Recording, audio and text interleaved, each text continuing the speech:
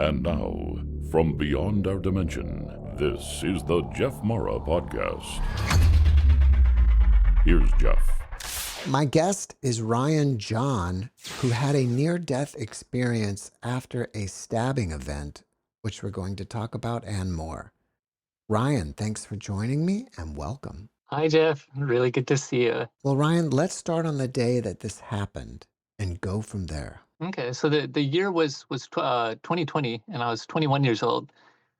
And I'm a big foodie. I love to travel everywhere, go eat everywhere on my bike and stuff, So, and this was around 9 or 10 at night. And so I went to Boston Pizza in Prince Albert, and I do what I usually do, go there, order for takeout, and I ordered a large pizza and stuff.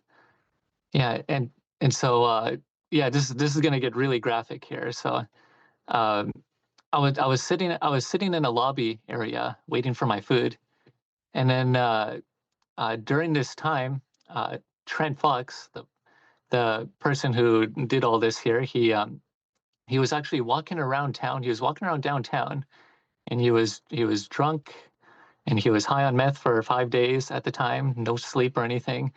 So, and he also struggled with mental illness really bad.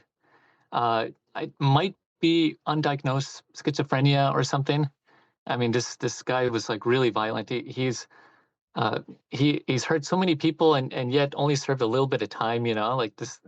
And he was in a gang and stuff. So, anyways, he was looking to hurt anybody, uh, and I think he was trying to go up the ranks in his gang to try to say, "Oh, I killed someone."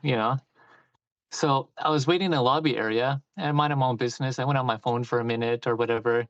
And then I'm just looking up, just waiting.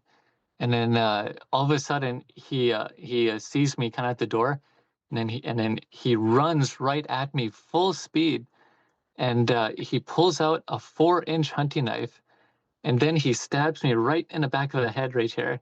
And I still have the hole right here. It's kind of hard to see. I was stabbed right around in this area. And so I didn't know what hit me. I thought, like, what's going on? Why did he hit me? I don't know this person. And so I heard this really loud bone cracking, meat grinding sound. It was the loudest thing I ever heard because it was so close to my ear. And I seen a flash of white light in the shape of an oval. And this oval shape, I would eventually see it again and stuff. And so I stood up and I'm just stunned and I'm instantly dizzy. Now, any average person that would get stabbed or shot in the head, especially like in the middle of the brain, they usually die instantly. But I stood up and I'm bleeding, and I'm still alive somehow. And so I took about 2 or 3 steps back, trying to gain my composure, trying to think what's going on here. And then he's yelling and swearing. You effing snitch, and why you snitch me out, you little, effing this and that. And then there was nobody there at the Boston Pizza besides the workers. And I was the only one there. And the manager and stuff, they started to hear what was going on. So I took 2 or 3 steps back. Then he grabs me by my vest and he pulls me in. And then he stabs me right in the jaw right here. And both wounds went to the middle of my brain. And I could literally see the knife go in my head behind my eyes. The cord uh, that's behind your eyes connected to your brain, that was completely cut in half. I later learned from the doctors and stuff. So, um, and then 10 seconds go by, I'm still bleeding. 15 seconds go by, and I'm still standing. I'm still alive. I'm still breathing. Then my heart rate started to change. It started to go really fast, and then it started to go out of beat. And he's still yelling at me. And then a friend of mine that I knew, he was the manager at the time at Boston Pizza. He's seen what was going on the video and the security room and whatever. So he rushes out, and then he kind of yells at him, tells him to get out. And then so Trent Fox, he leaves, he flees the scene or whatever. He leaves, and then I started to hear the sound of like water rushing. And then I looked down, and in between my legs, there's like a puddle this big of blood. And I thought, oh my God, this is really bad. Like this, like, um, I, I'm not gonna make it, you know, like I've, I've, uh, I've heard of near-death experiences before and how they have that feeling of peace and stuff. And I thought, if I can just ignore that and just focus on trying to stay alive here for my family, I thought I'm 21. I can't die. I have a very beautiful family that loves me, and I just I don't know what it would be like if I was gone from the earth. So I thought, if I'm not gonna live tonight, uh, I want to try to help the people at Boston Pizza, try to protect them, just to because at least they can go home to their family. So uh, Trent Fox kind of leaves, and then I tried to go after him. I was gonna try to tackle him and try to get the knife out of his hands and try to get the manager to wrestle him down and pin him down. Like that. That was my plan, because I thought, who else is this person gonna hurt? Because I when the manager kind of told him to like to get out and stuff, I thought he was gonna stab him and then finish me off. And so I started walking up to him, and I was going to try to confront him. And then I was instantly just dizzy. It was starting to get difficult for me to see. And then the manager, he was a good friend of mine, he's kind of yelling at me, telling me to sit down. You're hurt. You're bleeding. And then that's when I noticed a puddle. And then my entire left side is just dark red and covered. And then I seen this girl that kind of walked in from the kitchen or whatever. And then she seen me, she screamed, and then she started crying, and then she ran away. And I thought, I can't see what's going on here, but from her reaction, I could tell that this is really bad. And then so she comes back within probably 10 seconds or so, and she's got like a paper towel like 2 inches thick, and then she puts it on my head. And then so I'm trying to find the first stab wound, which is behind my head, because I'm trying to stop the bleeding. And I was trying to have as much control of my emotions as I could, because I thought, if I were to freak out and get angry, go, oh my God, like you start hyperventilating, and that makes you bleed more. And I was aware of that, so I had to control my breathing, tried to go in a very deep meditative state to try to focus on my breath and just focus on the task at hand, try to stop the bleeding, and then just go from there.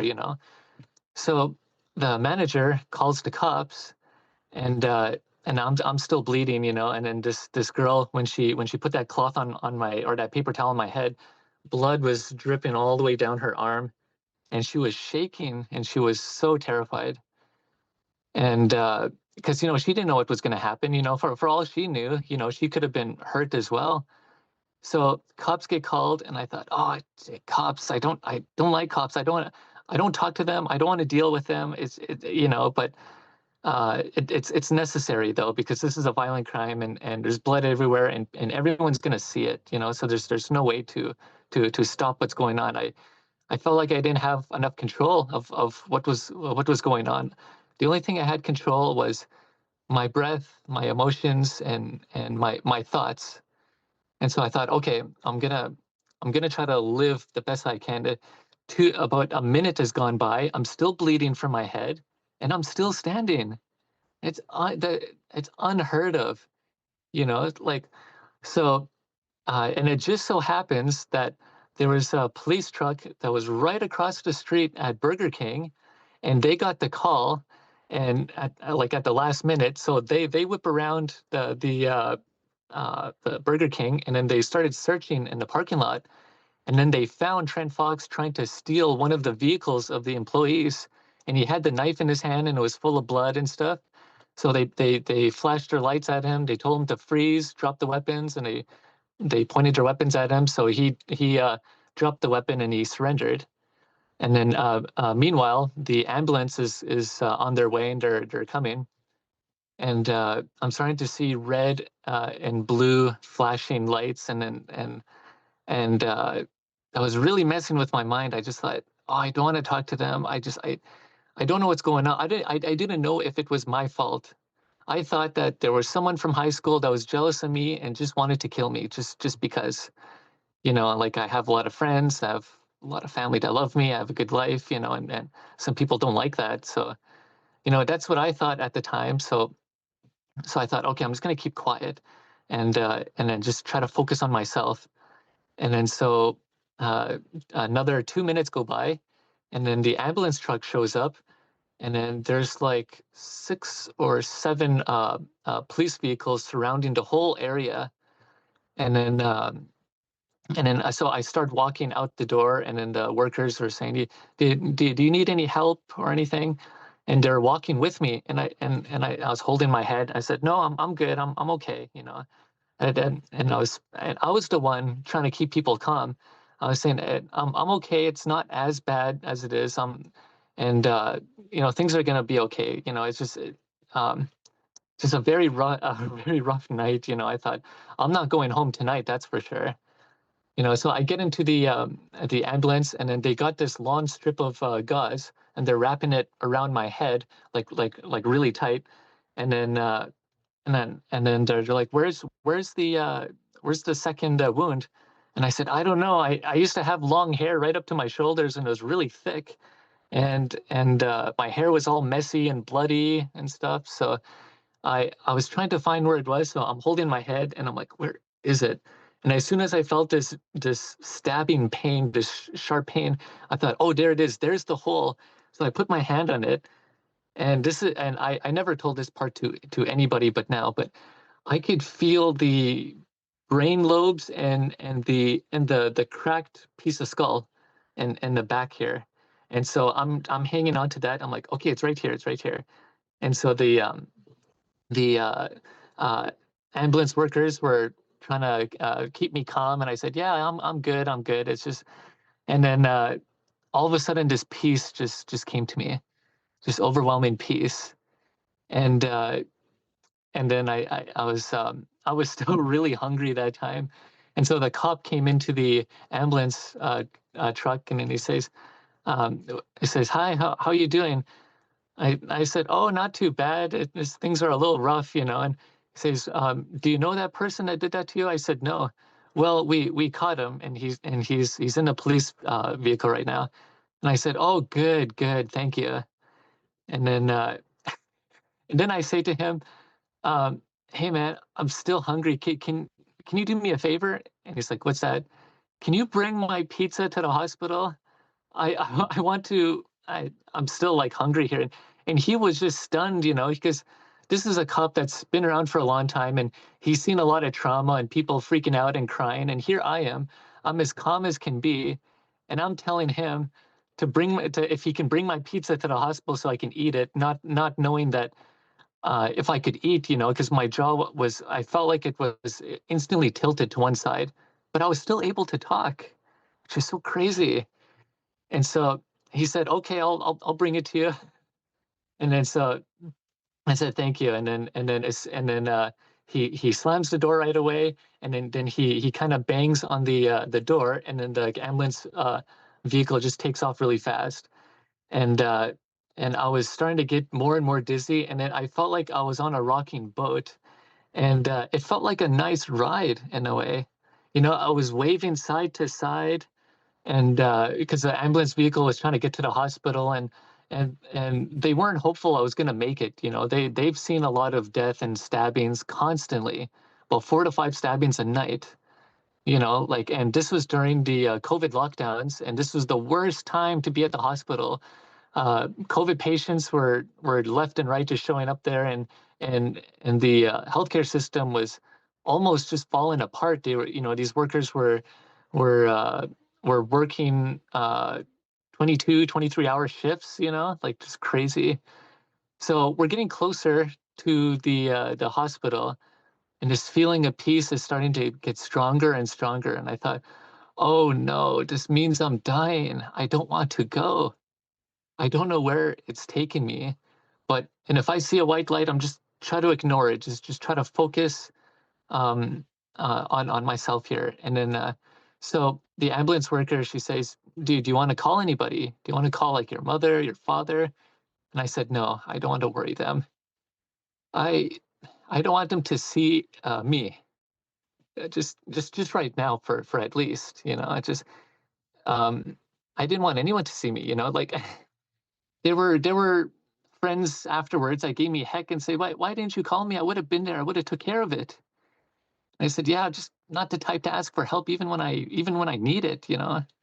So I told the ambulance workers, I said, "No, just well, we'll deal with that later." I said, and my phone was in my vest and stuff, and so we get closer and closer, and then my memory starts to get chopped up into pieces here, and this is where things were going frame by frame. It seemed like, you know, 1 minute I'm stabbed, 1 minute I'm in the ambulance truck, then the next minute I'm in the hospital, and it's just all going by in flashes.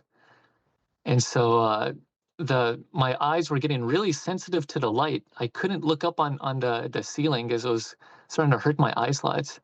So they took me to the trauma room, and they did an X-ray and CT scan of my head, and my cheek is just dark red and stuff.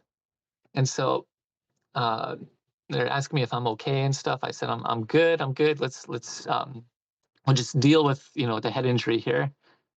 And so they took me to the on this hospital bed, and then I can see all the life support systems they have. They're getting everything all set up and ready, and I'm feeling more and more peaceful. And then the one of the nurses said when I showed up, my I was just pale. My skin was just gray, and they said when I was talking, I wasn't making sense. I was kind of mumbling, saying words that just didn't fit together in a sentence, you know. And so I lay here on a hospital bed, and then they're hooking me up to IV and everything. And then I started to see this door that was hovering on the ceiling, and I thought nobody else is seeing this but me. And if I'm the only one seeing this means this is the end. This is where I say goodbye. My life ends at 21, I thought. And so I felt the consciousness of my body dematerialize, and then my consciousness crystallized above me. And then I could see this door, and there's like a white light on the edges of it. And then I started to hear the sound of a very beautiful waterfall.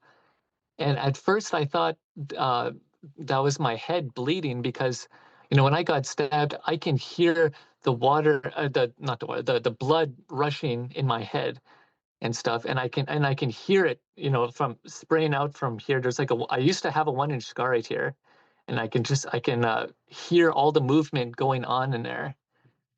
So I thought, oh, it's just that, you know, just ignore that. Just try to focus on the doctors and what they're saying. All of a sudden, time just slowed down. Uh, and now here's the strange thing: there are different time zones and different time bubbles in the afterlife, and the halfway zone, and here on Earth. And so time was speeding up really fast around me. The doctors were going almost like at light speed all around me, and it was getting very blurry. And uh, and then meanwhile, I started to hear the life support system, that my heart monitor, and beep, beep, beep. And then as soon as I heard that flat line, beep, beep, beep, it started going. And then you know, that's when I hovered above my body. But here's the thing though, like I don't think my heart skipped a beat. It never stopped.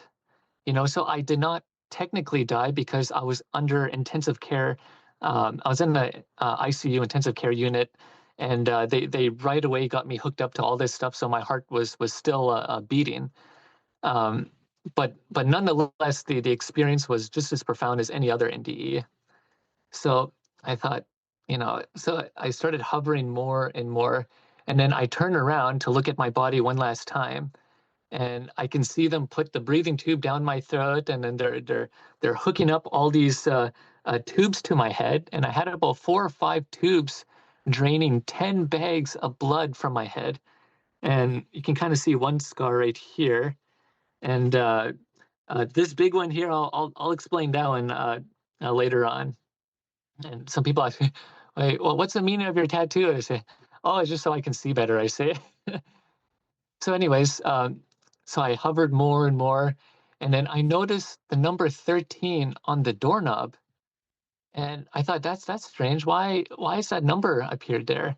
And I later learned that some souls are given a number when they're born, and this number 13 has been following me around quite a bit, and I'll explain that in a bit. So, this sound of water rushing was getting stronger and stronger. And as soon as I got to the door, I opened it, went to the other side, and then I was in this. Oh God, how do I explain this now?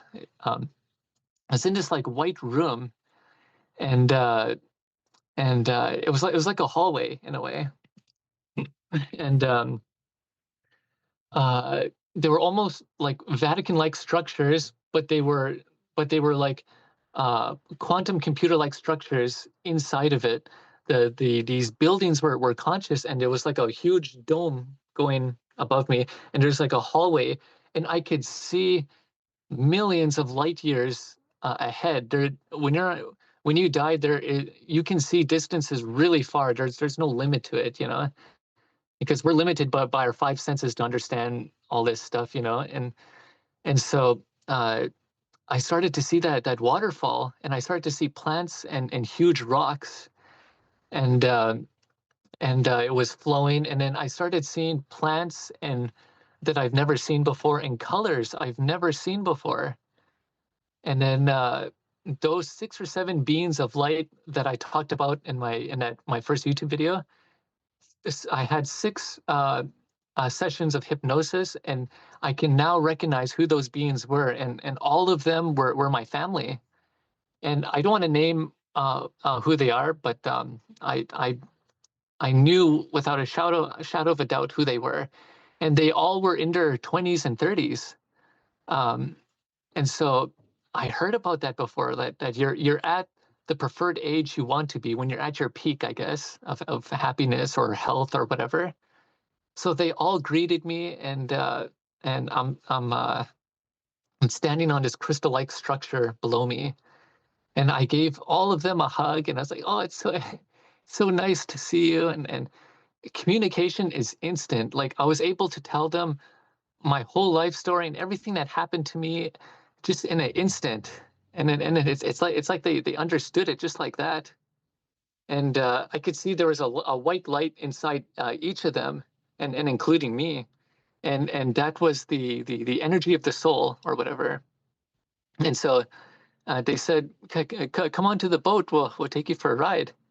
And I recognized this boat, this, and I've seen it before, but I just can't remember it. I have to do more sessions in order to remember what that was. And so we go on this boat, and then it starts. And then at first it was going slow, and then I was like, and I started seeing quantum computer-like structures inside of the building, not the building, the boat. It's like the boat was alive, and it's like their consciousness had a Bluetooth connection to it, and so just by thought, the boat can go where they want it to. I started to see these islands that were floating, and there were hundreds of them all around me, and there were crystal cities above it. And so, one of your YouTube videos I watch her, there's this girl, she has like red hair and stuff, and she was saying that she's seen a crystal city floating in this bubble-like thing, or this other dimension, but she didn't get the chance to like go to it or something. And I started looking, way later, I started looking on YouTube, and after all this happened, trying to find answers to my experience, and I couldn't find anyone that has been to these crystal cities and what it means. So I seen hundreds of people in these crystal cities that are floating in these different distances. There are waterfalls coming down, and the afterlife is such a huge place. There's space for everybody, and so uh, my family said they're going to take me to the healing lake. I thought, oh, that's cool. I thought, And then, but first we got to go to a couple of places, they said. I said, okay. And then, so the boat starts picking up speed and going faster and faster. And I seen this light, this portal open up, and it crystallized right in front of me, right in midair, like in thin air. And I could see this white light, and there's crystals around it, and and everything is technology. Everything can be explained with technology. Everything that's mystical or seems alien or futuristic or whatever, it's all a technology that will explain in the future. It could take hundreds of years, who knows? But this place had a very intelligent design, and every inch of this environment uh, produces a lot of love and light, like just beyond anything. And and so so we go through this portal. I can feel the water rushing from the sides of the boat, and I stick my hand out, and I can feel the water going through. And then they took me to this first crystal city. And so uh, at first, my second session I ever did of hypnosis, it kind of looked like these white buildings, almost like it's like combining New York and Japan, the technology and all that. It's like combining both of them together. It was like a huge city. I could see the World Trade Center. I could see this huge ball of light that's wirelessly connected to all these crystal buildings, and it's running off of this energy, and it was like a godlike being that had constant creation going in it, and and I'm able to float and fly, and so I seen this one building, and then and just by thought I just teleported to the very top of it, and meanwhile, my family is out in the city and they're meeting people and stuff, and I'm kind of out doing my own thing, and I have the feeling that they're always with me, no matter where you go, because you're connected to everything. So there's this one building that was oh my God, it's kind of like the World Trade Center, but it's like triple that size. So I teleported to the top of it, and I'm standing at the edge of this building, and it looked and felt so real. I could feel the wind in my long hair, and then this being appeared beside me and said, "You can jump. It's okay. Nothing can hurt you in this place." Oh, oh my God! I thought this, like, it feels so real. Like, how can this be? You know? So I thought, okay, I could give it a try. Three, two, one, and I jumped off that building, and I can feel the wind just coming at me like 100 kilometers an hour, and I can see all these other buildings and stuff, and I crashed down. I hit the ground, and I felt the full impact of it. My whole body hit it, but nothing hurt. And the rush of it was just amazing.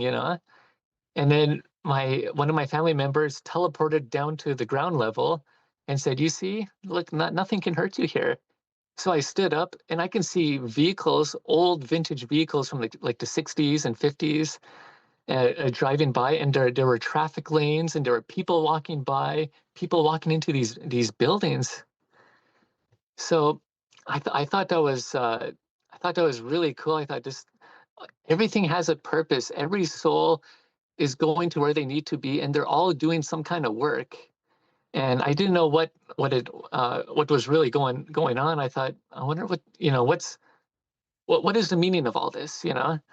So my third session and fourth session I had, then I started to remember more, and then one of them invited me to this into this building, and I seen this building. Uh, it's like a crystal building, but it's always self-transforming, and it's designed to fit the needs of each soul that's in that building.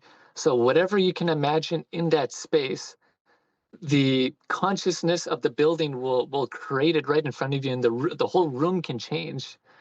And so I walk into this room, and then there's like a pool, a hot tub, and there's a kitchen and a living room, and it had everything that you would see in a regular house.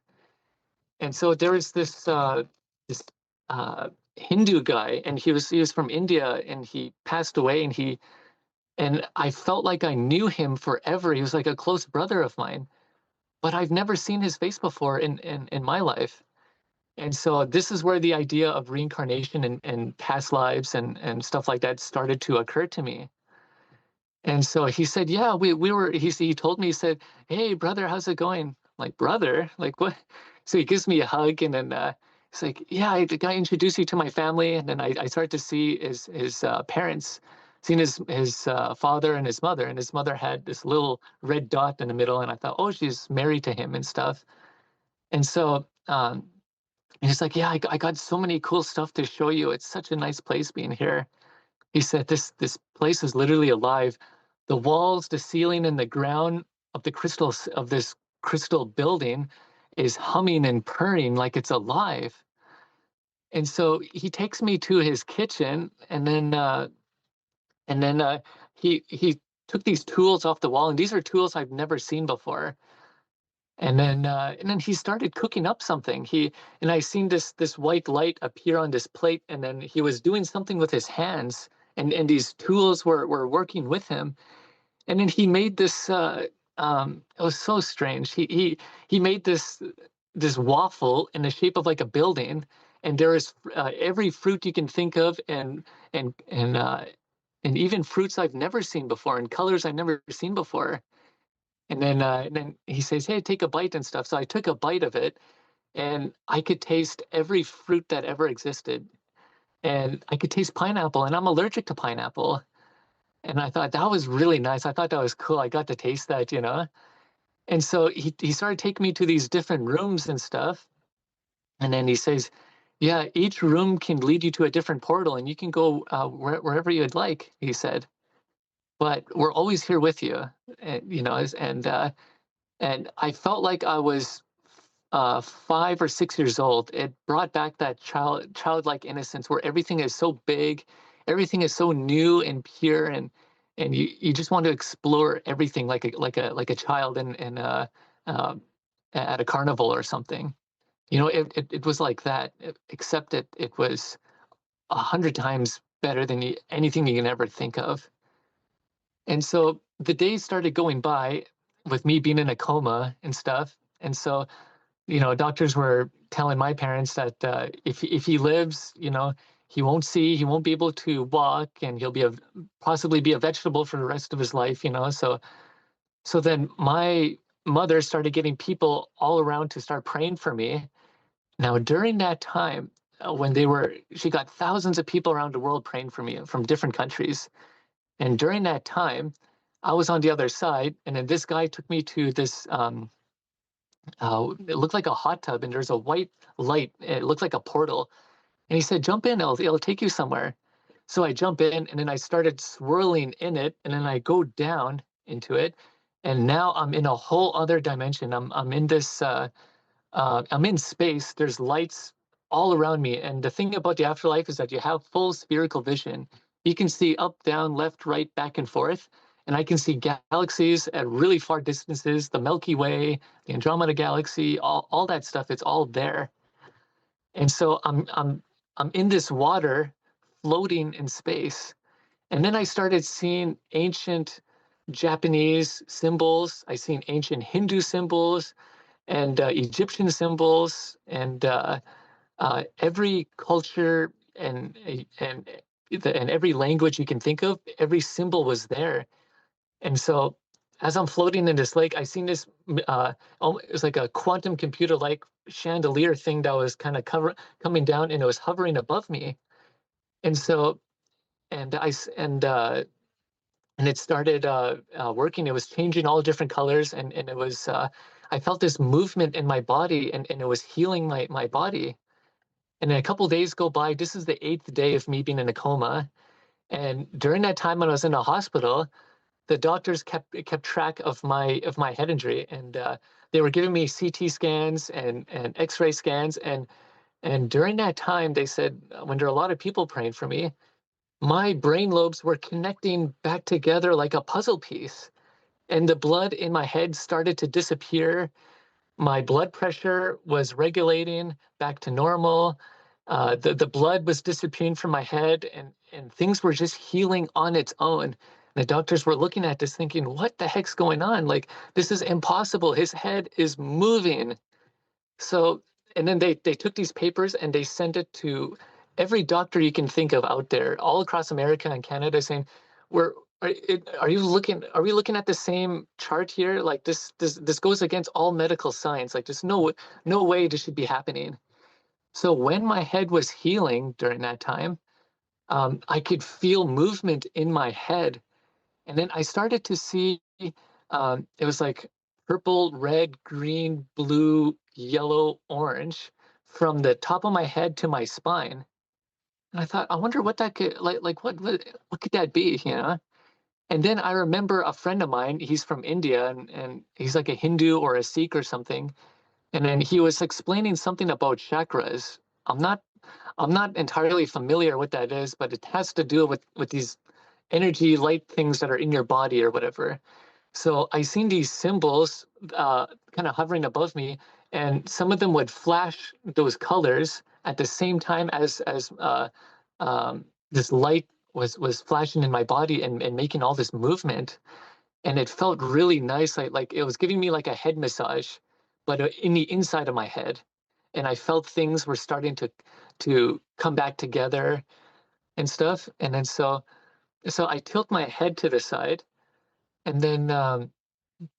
And then my head was starting to feel really good, um and then I did that, and then my physical body on earth was able to move a little bit to the side, and as soon as I did that, um that was like on the eighth day, you know, I was starting to slowly, very slowly make movement.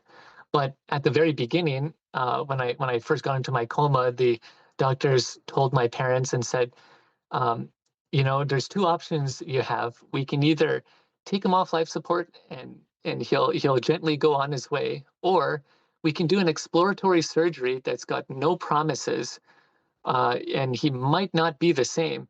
And we can relieve the pressure on his head just to see where things went wrong and to see what could be done, you know.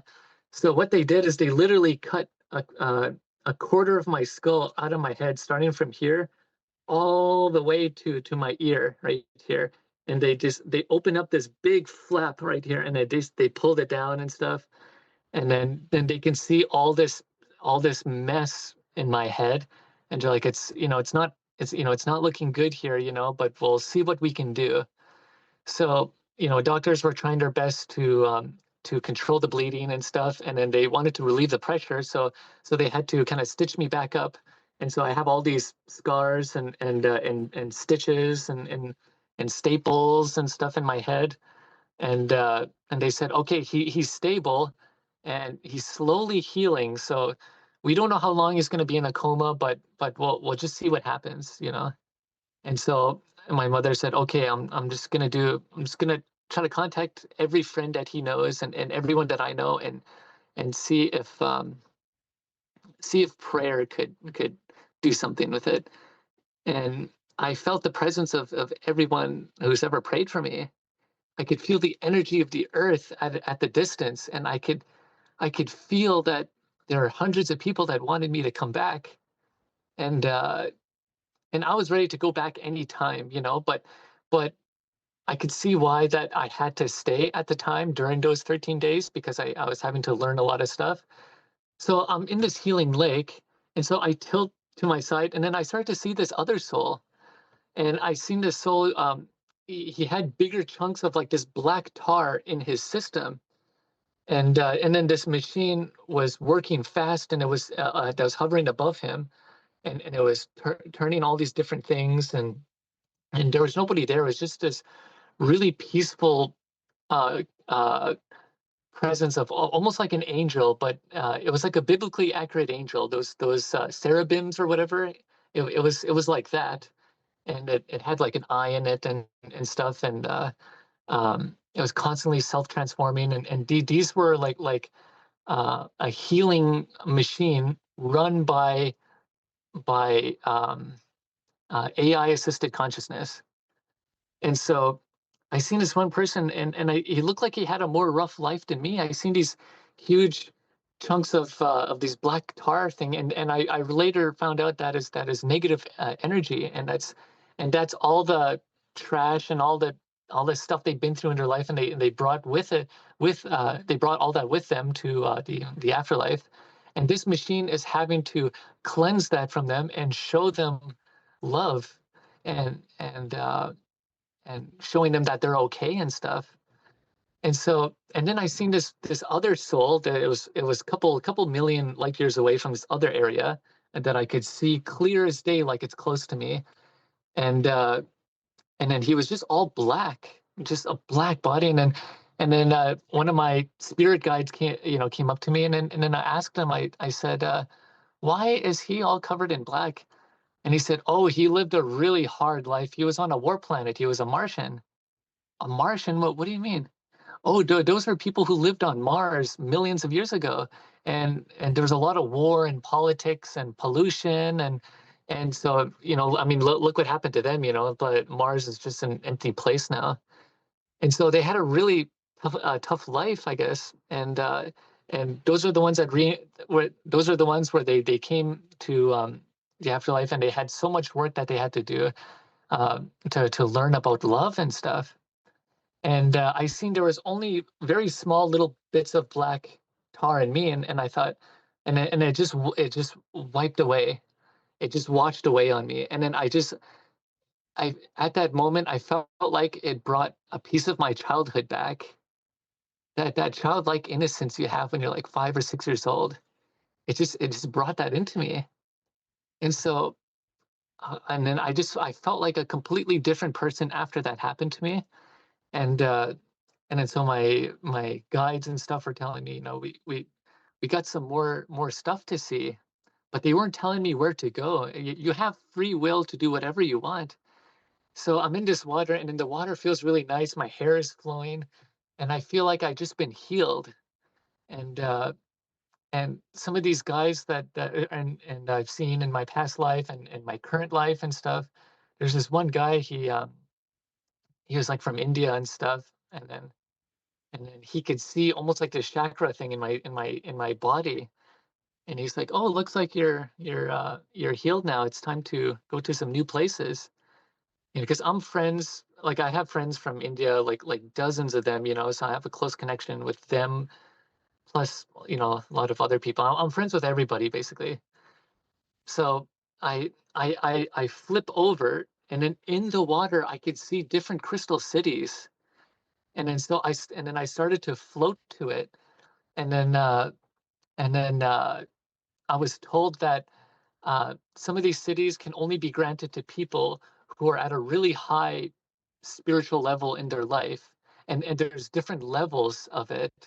And I was being taken to one of the highest levels that you can, but you can't pass through the gates yet, until until you go through this rehabilitation process, and try to learn the meaning of love, and be more connected to this godlike presence. Notice I did not say God. God is more of a political term for me. I say godlike presence because I don't know what to make of it besides that. And so I start to see this black tar that was around the fencing of this crystal city, and one of the beings told me, he said, there's no negative energy that is allowed past this point. You have to purify yourself, and stuff. So, but he let me go through, and I just went right through the gates. There's these purple gates, crystal gates, and I felt it go right through my body, and then I hovered above, and then I seen this being. And I don't know if it was an alien or what, but he had very chalky, rock-like skin that was dark gray with light shades of gray in different areas. And he had his hands on this control panel, and he was on there's these two um, spiraling shape pillars or whatever. They're like how can I put it? They're like a tube-like structure made of crystal on each side going up, and then there's these guards on both sides. And so I hovered above it, and I was watching that every soul that was coming into this city, uh, this these pillars or whatever would have this white light of energy come out, and then it would take this black tar that's out of some of these people, and it would rip it apart and shred it, and it would make it into smaller pieces, and then it would recycle back into the city, and I can see it going through this water substance with computer-like structures inside of it, and it was trickling down this tube-like thing going down into the ground, and then and it was met with a lot of love and understanding, and then it went to this crystal building, and there was a theater in front of it, and there's like a workroom behind it, and all this negative energy and the souls of the people who entered the city entered into this thing, and then it created a life review, and this person walked in there with his family. I seen this all happen, and they're sitting down watching this. It was like a theater setting. There's a big screen and chairs and everything, and all their family members and all their friends were watching this person's life from start to finish. Only the memorable parts. They're not gonna, they're not gonna watch you while you're, doing your bills, or if you're on the toilet or something. It doesn't mean much then. You do get some privacy like that, but only the most memorable parts and the things that have an impact on you the most. That's when they are there, and they try to do their best to guide you, and then you have those thoughts in your head, your intuition saying, don't do it, don't do it. But if you do it, you pay the consequence. And so I seen all this influence between Earth and this crystal city, they have their best intentions for you. And there's absolutely no judgment. There is no hell. Your biggest critic and your biggest judge is you. And you can only judge yourself. None of your family members judge you at all. And they're there sitting in this theater, and they got to see all the bad stuff that this person did, and they were involved in some politics and stuff, and then I seen their whole life go by in like 2 minutes basically. And I can see that this person, he was politically divided, religiously divided, countries divided, people are divided. Even their family members, they never felt like they could fully express themselves, and they always had to. They were relying on their ego and having to maintain this image, this fake image that shatters once you die. And so I seen this explosion happen on this building, and it just devastated his family. It killed members of his family, and I can see his body laying in the rubble of the building. And there's like rocks and sand and pieces of cement that are all on him, and he's all bloody, and he's looking up in the sky saying, and why would any loving God do this to me? And then I seen his soul hover above his body, and I'm watching someone else's life review, and then he later learned why that was, and then I later learned myself um, that every soul chooses to be here, and planet Earth is a high risk, high reward um, thing where you go there, you're going to go through a lot of trauma, but spiritually you're going to expand lots, and that soul and that light in you, it just grows more and more with experience of both positive and negative. You need positive and negative to create a charge, almost like a yin yang you see in the Milky Way galaxy. It's all connected like that. And so I'm watching this whole life review happen when this person, and I started to see the understanding of why all that happened. And this is not my family I'm seeing. Um, I my life review and stuff flashes so fast, and but I can get to that in another time. I'll write down in my book. I'll put that in my book, and I'll go a lot more detail and stuff. So I see this family. They leave the theater and stuff, and then they that's when they invite me into more these crystal-like buildings, and then I seen this one with kids playing in it. So I went to go see them, and then I seen this jungle gym like park, and it's constantly self-transforming, and it's building upwards, and it's constantly turning into something new. And then the kids were they would climb on it, and they say, "Come with me, come on, yeah, come along." So I was climbing all this stuff with them, like ropes and the rock climbing and all very childlike, and it was so much fun being on the other side. Like, it's a level that's way beyond anything you can ever think of. So I was just having a blast. I was just climbing up this stuff, and I was seeing colors never seen before. And then they took me onto it kept building up, and then into this train.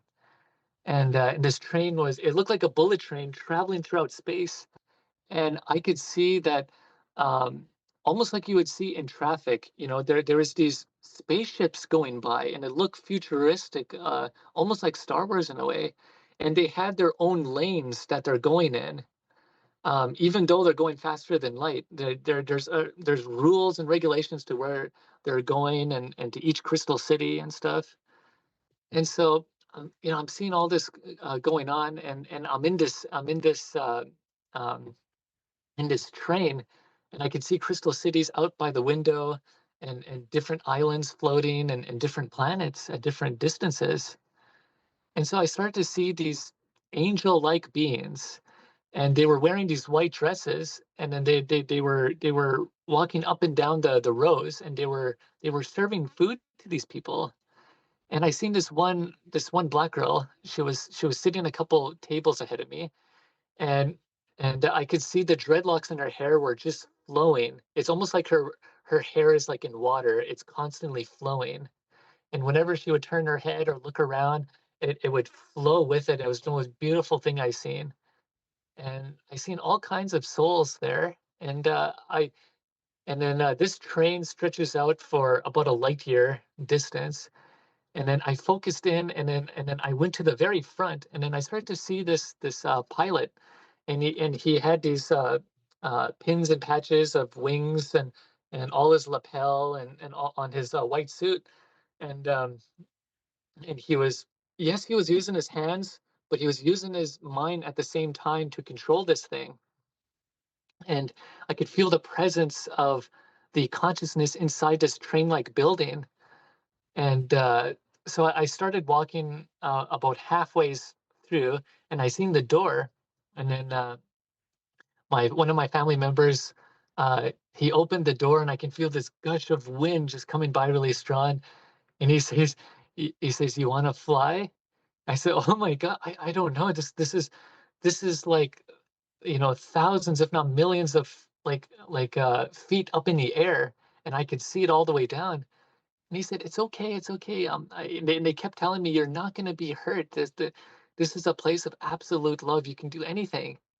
And so my uncle, he was he, a bit of a tough guy there. He kind of grabs me by my shoulder and say, "Go, go," and he pushes me, and I jump off of this plane, or this train that's kind of floating and hovering above me, and I'm flying with my family. My family is all these beings of light flying with me. We're doing loops up in the air. And then I started to see these mountains with crystal-like buildings on it, and there were waterfalls and pools in front of it, and I could see the edges of it.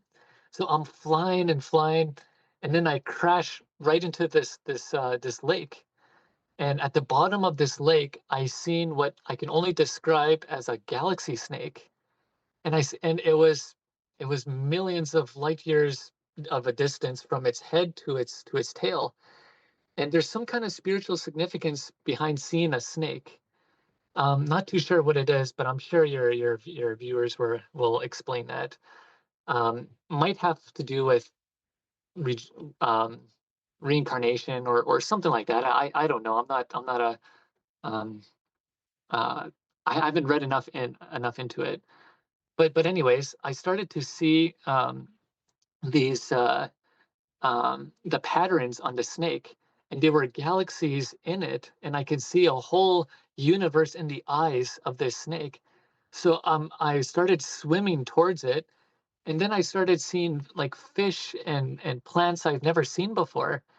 I seen this one. It looked like a goldfish that was radiating gold, and it had only one eye, and it had this horn-like thing, and then it looked kind of funny because every time it would swim, its head would go side to side, so it had this one big eye like a cyclops, and it would look side to side as it was swimming.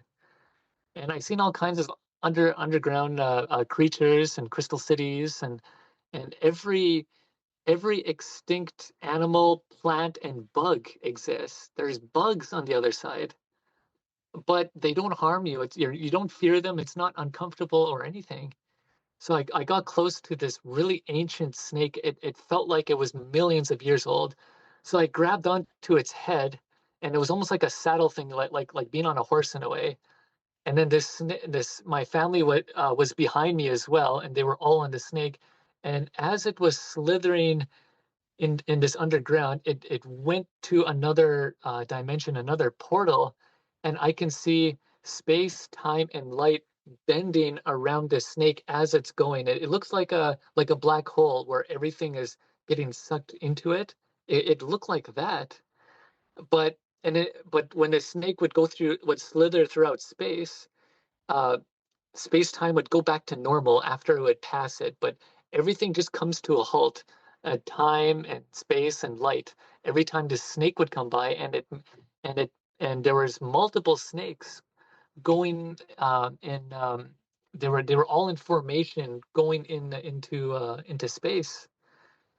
And I'm seeing all this, and I am just overwhelmed by everything. I like this and I was telling my hypnotherapist, I was like, this is so wild, and I was just in tears. I was crying because it was so beautiful, and I thought nobody's gonna believe me if I tell this. It just sounds like science fiction, but then I had to remind myself, people usually die for 10 to 20 minutes or more.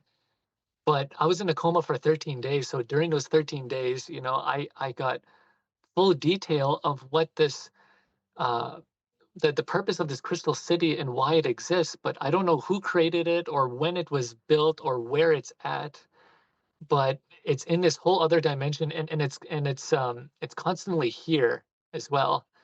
But we just can't see it because we're limited by our five senses, and we're always sober. So I go through this portal with this snake, and then I started to see this one planet, and it had this huge galaxy spider, and I thought, what the heck does that mean?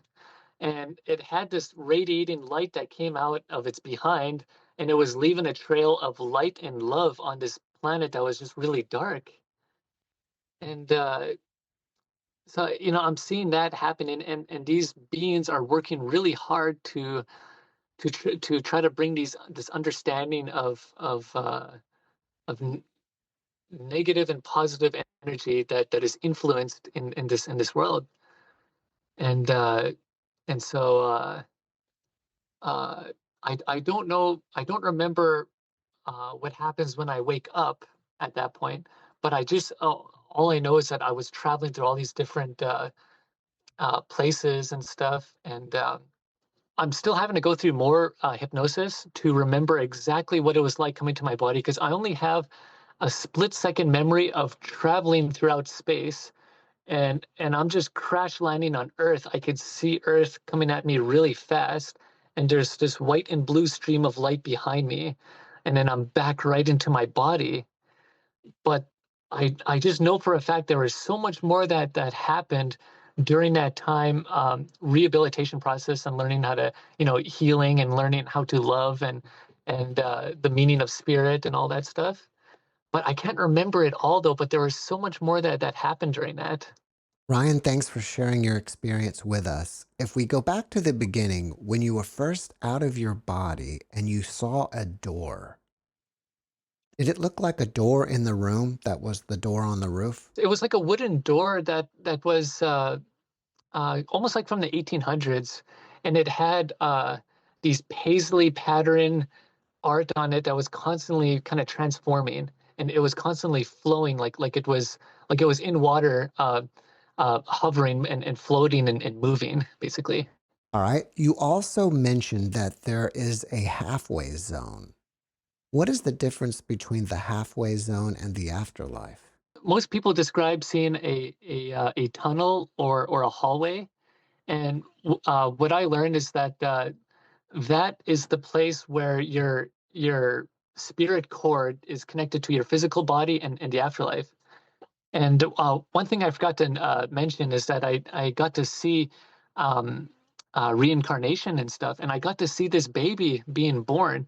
I don't know what time zone this is because there's different time zones, and I'm trying to put this in a chronological order because on the afterlife there is no time, so I'm having to put this in chronological order so people can understand. So when I seen this baby being born, and then and this baby remembered everything from its past life, and the moment that cord is cut, that's and then this baby will see a flash of light, and then all its memory is erased. But not all of it though. Just there are certain parts in their life when they grow up that you can remember. Some people call it deja vu or whatever. That's just another either past life or a lifetime on you on the other side. But that the halfway zone is basically um, some people go there and they don't even go all the way to the other side. Some people just end up in a halfway zone, which I don't understand why, but that tends to happen with some people, and that's like your soul's cord or your energy. And um, some psychics and empaths, they claim that they can see this light from their soul going out into space, basically, and so that's the connection there. And so I've heard of a story of one guy who had a near-death experience, and he only got to go in the hallway, and it was so beautiful and overwhelming. And this godlike presence told him that he had to go back to his body, and so then he reincarnated. But I don't know anyone that has gone to a crystal city, though, if you know what I mean. I think I've had about two or three guests that have seen the Crystal City. And I've had quite a few that also have wound up in a waiting room, kind of like being in a doctor's office or something. I wonder Yeah. if that's the halfway zone. It could be. I'm not exactly sure because I know exactly what you mean because as soon as I popped into the other side, I was in this waiting room and it was like in this really huge, really big and um there's every building, every structure, every piece of art, it is just it's it's there, but it's also not there. It's really hard to make sense of it, but you don't get the full image when you're in the waiting room. But it's and then there's one thing I forgot to mention is that there's this energy that builds up that gets stronger and stronger, and it's almost like the waiting room. It's preparing to propel you to the other side. Some people end up into a place which we call the black void, which is obviously totally black. Does that make any sense to you? Oh yeah, for sure. So before I did hypnosis, what I remembered from the near death experience was that I left my body, and then I was in this really dark place, no evil whatsoever. Nothing felt negative or evil, but that's it's kind of like a halfway zone for some reason, and it's strange. You enter this really dark place, but it's very calming. You don't see any light or anything, and then I could see this light from above me, and then it just burst out into these pixel-like things, and it was almost like a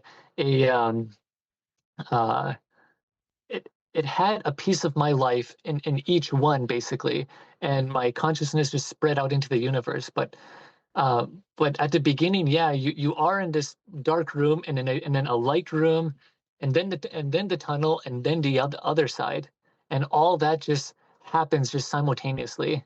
All right, you said your number is 13. What is the reasoning behind that, and why do people get numbers?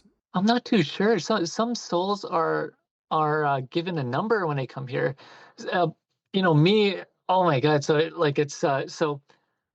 Let's go back to when I was born. So I was born uh, in room 13. I think it was the 13th hour, but I know I was born in room 13. And then my mother, she's a very well-known psychic and stuff. And before I got stabbed, a month before that happened, she felt really anxious and she felt like something bad was going to happen, but she didn't know why. And she tried to prevent it and tried to protect me. And so she tried to stop me from going on these club rides and motorcycle events and stuff because she thought because she had this feeling that I was gonna get hurt on my head like really bad, and she assumed that it was like a motorcycle accident or something like that. And I said, I'll be fine. I'll just, keep going. And then she, on the 13th day, October 13th, she kept getting these signs over and over again. And this anxiety was building and building. And then that's when she got that call from the hospital. And they're like, "Hi, are you Ryan John's mother?" Her heart starts racing. Yes, what's going on?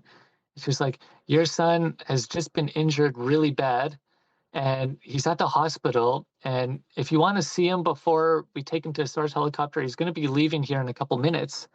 And so my mother starts screaming and crying and she doesn't know what's going on. So she gets in her vehicle, and she was going like 80 in a 50 zone to try to get to the hospital.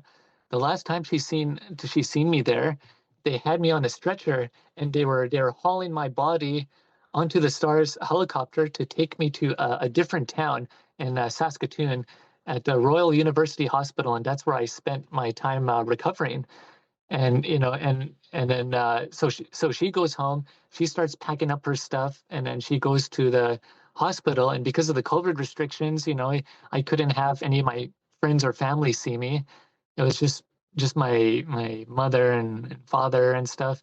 And then there was this glass window that's kind of dividing them because everything is so um, uh, it's so isolated and to try to stop COVID, because 2020, that was at the peak of the COVID and stuff. And so that was like the last time she's seen me there. You said everything is explained by technology. Do you feel like the other side is a simulated world? I think there's an unlimited amount of simulations, both here and the other side. And there's different levels of it.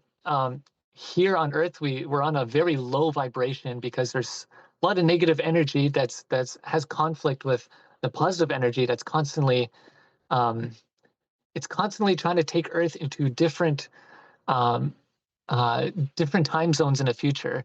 The past, present, and future all exist, and Earth is bouncing from one dimension to the other.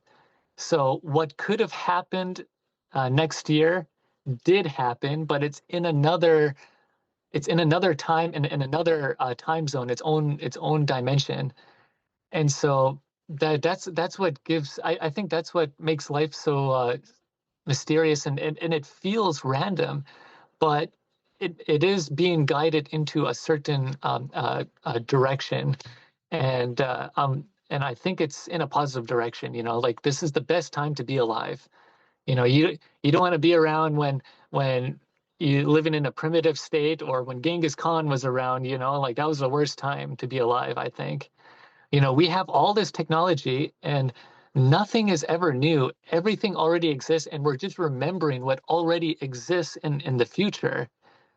And so, AI comes out and that's just the start. I love AI. It's literally bringing back the dead. I can hear music from artists that have passed away, but people are using their voice and they're making covers and stuff. And but it's going to become more conscious in the future, and it's going to be taking away some jobs, that's for sure, because you don't want to be the regular janitor that's just mopping floors all day. There's going to be robots doing that for you, but it's not something to fear or to look in a negative light.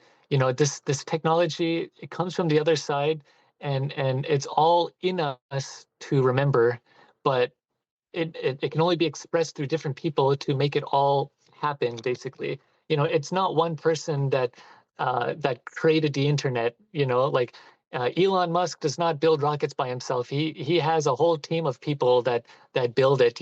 You could feel the prayers on the other side, but did you see anything that would represent them? Not that I can remember, but I did hear some humming and people like praying and stuff, and uh, some people say that when they witness somebody die, they could see this light come out of them and go straight up into space. And you're the and when someone is praying, that kind of activates that light going to the other side because you're praying to a higher being, wanting to manipulate the future for a good cause, basically. And uh, your intention and your emotion uh, kind of dictates how strong that prayer or that connection is to the other side. And this is why nowadays I believe that prayers can move mountains. And if you have thousands of people all coming together for uh, for a positive thing, for a cause like that, like miracle stuff can happen, because there's no way I should be able to survive a 4-inch hunting knife to the middle of my brain twice.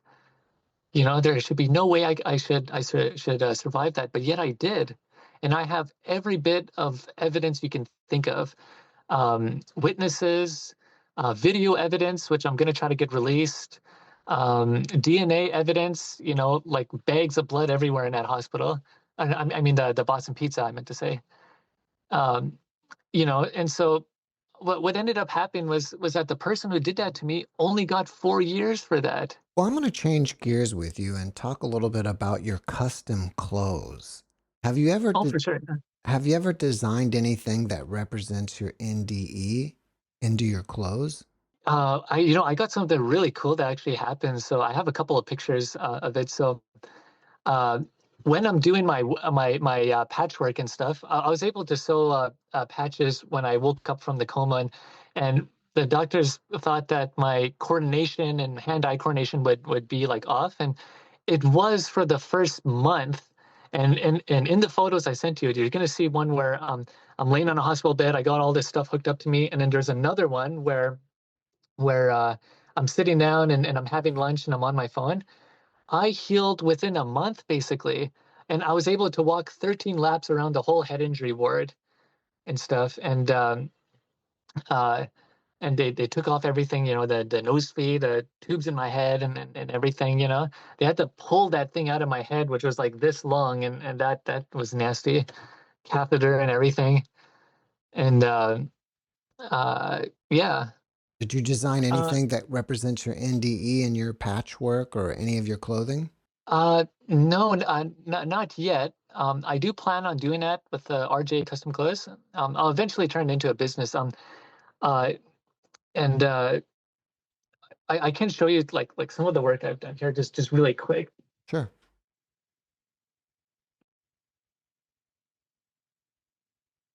So get this, I'm able to sew by hand on multiple layers of leather, and I did all kinds of different vests. I was at the hospital, and my mother brought some of my tools with me to hand stitch it on.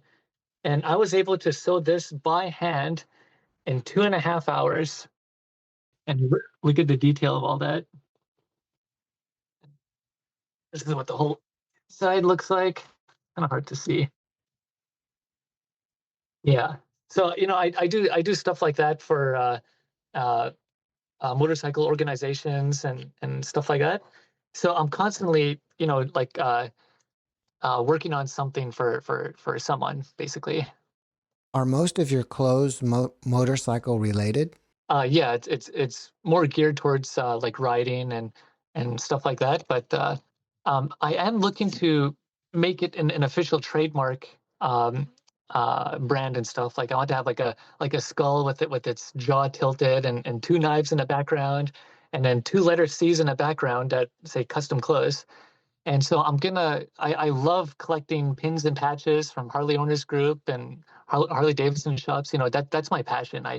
I'm always collecting those. I'm always working on them, and I'm wanting to start up a business eventually. But first, I have to get enough money to get my book started, get a ghostwriter to help me put this on paper, And then the page or the cover of my book, you will see it on my page, the RJ Custom Clothes, when it comes out. If people want to check out your clothes, is there a website they can visit? Yes, you can go on Facebook and Instagram at RJ Custom Clothes. And I'm eventually I'm going to be posting more stuff. I just have a lot of things going on here in my life and stuff, but I'm going to get that started up. And when my book comes out, it's going to be a big event. So uh, it'll be on the news. I'm friends with people who run these news stations and stuff, and uh, and the first place I'm going to sell my book is going to be at Red Line Harley Davidson. And the day of the release and stuff, I'll host a big party and stuff and invite a lot of people, and I'll sign books and answer as many questions as people want. But a lot of people are pressuring me to do YouTube as well and do podcasting. So I'm really considering it. Like I like going on shows where you can just do the editing and stuff like that, but uh, I'm going to be giving some presentations and stuff, and it's going to be recorded. It's going to be uh, on YouTube and stuff. Uh, so I'm really pushing towards that. I mean, really leaning towards that. Well, speaking of questions, people may want to reach out to you personally and ask you them. Are you up for that? And if so, how can they contact you? For sure, yeah. So um, yeah, you could do either one. You can go on my personal profile or the RJ Custom Clothes, either one, and uh, and ask as many questions as you would like, and I'll try to answer to the best of my ability. Um, and you can find me on Facebook. It's Ryan John, and then right beside it, Ryan the Jaw. That's my nickname. Ryan, before we finish up, can you leave us with a last positive message? Life continues on, and don't take it so serious. You're here to learn and to have fun. You have so much more control over your life than you realize. I could have chose to be sorry for myself and say why this happened to me, this victim mentality. But no, I didn't. I thought I'm here for a reason. I'm here for my family and my friends and to spread this message. And so, I was constantly working out and eating right and learning and doing my work, my patchwork when I was at the hospital. I kept myself busy even though I was isolated. And then, when I got out, I realized I was able to help a lot of people. There's a purpose for most things in life, and it's up to the individual for you to find it. You have so much more power than you realize. You just don't know it, and it's all connected to the other side. They're always there watching you, guiding you, and it's up to you to answer the call when you hear it, when your intuition speaks to you. Say, don't go there, don't do that. That's trying to, it's spirit is trying to protect you, basically. Ryan, thank you for your message, and thank you for being my guest. Thank you very much, Jeff. I hope to see you again. I hope our paths cross again. For sure. Thanks for watching the JeffMara podcast. I really appreciate you. Another way to show support is through YouTube memberships. And if you do, there are loyalty badges and other perks depending on your level of membership. All you need to do is click the join button underneath the video to find out more. Thank you for your support.